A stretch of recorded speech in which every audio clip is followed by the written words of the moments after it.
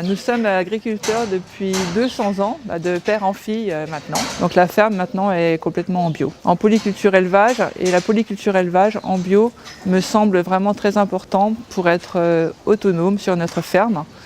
Chaque atelier, donc l'atelier animal et l'atelier végétal, trouvent beaucoup d'intérêt. Les animaux vont produire le fumier pour fertiliser les terres et la luzerne, c'est un très bon fourrage pour les animaux. On diminue la pollution énormément. Par exemple, on a repris 20 hectares. Il y avait un périmètre de captage à Ézeré qui était continuellement pollué.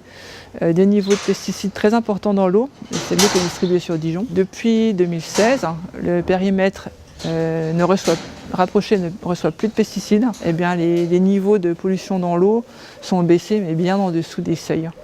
Donc là, il y a quelque chose de frustrant aussi. Les solutions aujourd'hui, elles existent pour que les eaux ne soient plus polluées. Tous les périmètres de captage devraient être soit en bio ou en pâturage, mais ne devraient plus recevoir de pesticides. Quelle agriculture on veut au niveau européen? Est-ce qu'on veut encore beaucoup de fermes? Ou est-ce qu'on veut que des grosses fermes? Et suivant la direction qui sera prise, les aides ne doivent pas être distribuées de la même manière. On encourage plutôt les grosses structures aujourd'hui. Si on veut parler de l'élevage également, nous on perçoit sur les vaches allaitantes, on perçoit une aide à la vache, ce qui malheureusement a beaucoup concouru au développement de gros troupeaux où les gens ont vraiment intérêt d'avoir beaucoup de vaches pour pouvoir toucher les aides. La PAC qui était prévue initialement pour essayer d'uniformiser les politiques agricoles des différents États membres et d'obtenir des prix homogènes au niveau européen, elle est en train d'être démantelée petit à petit.